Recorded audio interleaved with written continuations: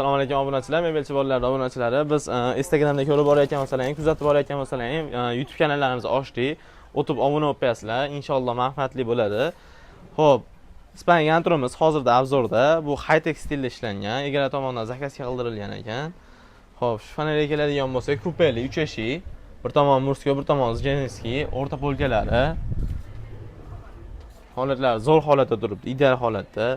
Hop, ikkita tumbuchkasi bor, ikki chekkada, tumbuchkalar tiniq holatda turibdi. Boshi dermantin, tiniq holatda. Xo'p, razmeriga keladigan bo'lsak, 170 ga 220. Xo'p, buni keling tog'alaringizni ko'rsatib qo'ying, operator. Hamma nimada mebellarda, devorlar tagida displey bo'ladigan bo'lsa, bu MDF. Qimmat material ishlatilgan ekan.